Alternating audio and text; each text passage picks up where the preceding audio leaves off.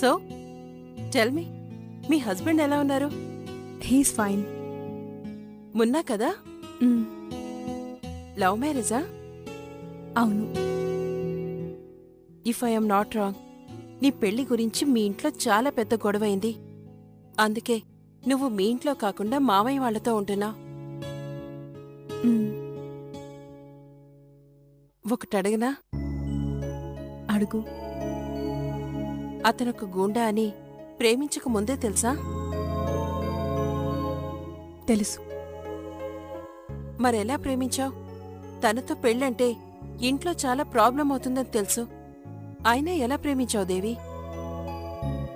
చదువు, ఉద్యోగం, జీతం, కులం, మతం, స్టేటస్, ఎవరు ఒప్పుకుంటారు, ఎవరు ఒప్పుకోరు, ఇవన్నీ క్యాల్కులేట్ చేస్తే అది ప్రేమెలా అవుతుంది పల్లవి? ట్రాన్సాక్షన్ అవుతుంది. కానీ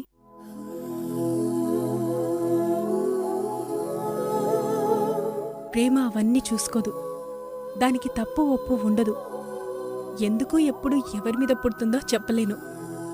ఇట్ జస్ట్ హ్యాపెన్స్.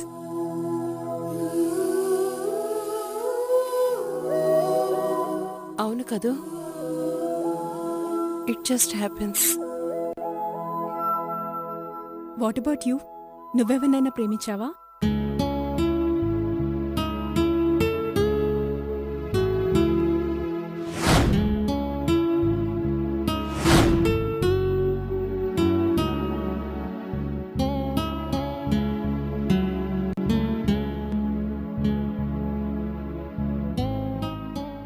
ఏమో తెలీదు.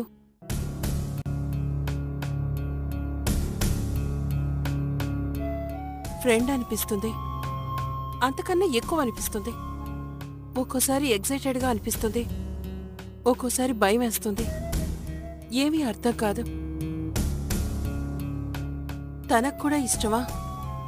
అది తెలీదు. I'm totally confused. ఎవరు పల్లవి? అప్పుడే చెప్పలేను. సారీ. It's okay. చెప్పాలనిపించినప్పుడే చెప్పు.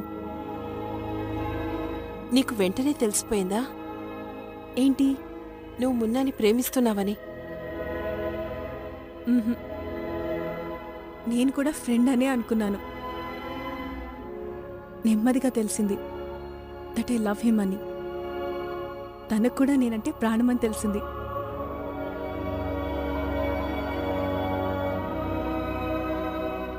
ఒకసారి ఫ్యామిలీ కోసం తనను వదిలేయాలనుకున్నాను. నా వల్ల కాలేదు. ఒకరిని విడిచి ఒకరం ఉండలేమని అర్థమైపోయింది. పెళ్లి చేసేసుకున్నాం.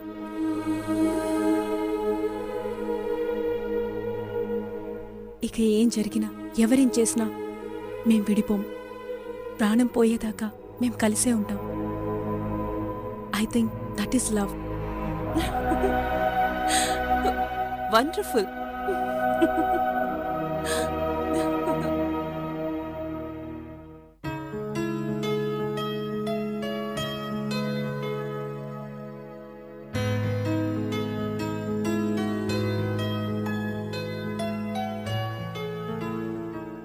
పల్లవేది పైన ఉంది. దేవితో కబుర్లు. మంచి ఫ్రెండ్స్ అయిపోయేలా ఉన్నారిద్దరు. ఇక్కడికి రావడం గురించి ఏమంటుంది? మావయ్య ఎందుకు నన్నింత సడన్ గా పిలిపించారో అని అడుగుతుంది. పుట్టినప్పటి నుంచి డిటెక్టివ్ బుర్ర కదా, అనుమానం రాకుండా ఇన్వెస్టిగేషన్ చేయకుండా ఉండదు కదా. తన గురించి బెంగగా ఉంది. చలాకీగా నవ్వుతూ ఉంటుంది, కానీ బాగా సెన్సిటివ్. దుర్గ విషయంలో ఏమవుతుందోనని. ఏం కాదు, వాళ్ళు మన పిల్లలు. సెన్సిటివ్ కావచ్చు కానీ వీక్ కాదు. ఏం జరిగినా కుంగిపోరు. ధైర్యంగా ఉండు. నాకు ఆ నమ్మకం ఉంది. అయినా వాళ్ళని గైడెన్స్ చేయడానికి మనం ఉన్నాం కదా శాంతి. అవును సార్. హాయ్ మావయ్య.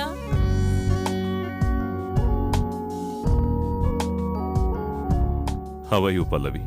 ఫైన్. సో రేపటి నుంచి టైం దొరికినప్పుడల్లా నేను నీతో మాట్లాడుతుంటాను. నిన్ను ఇంటర్వ్యూకి ప్రిపేర్ చేస్తుంటాను. థ్యాంక్ యూ సో మచ్ మావయ్య.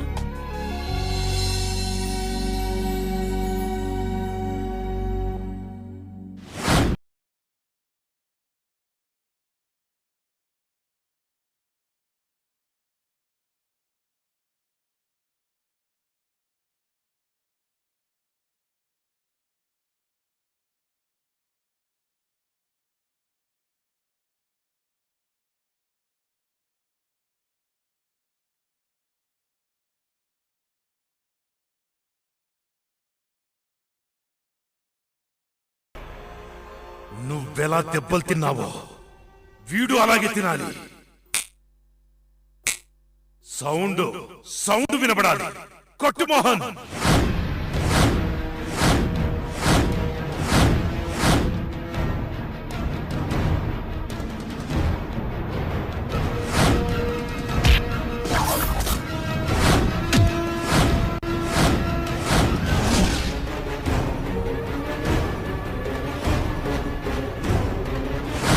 మోహన్ చాలదు, రక్తం కారాలి.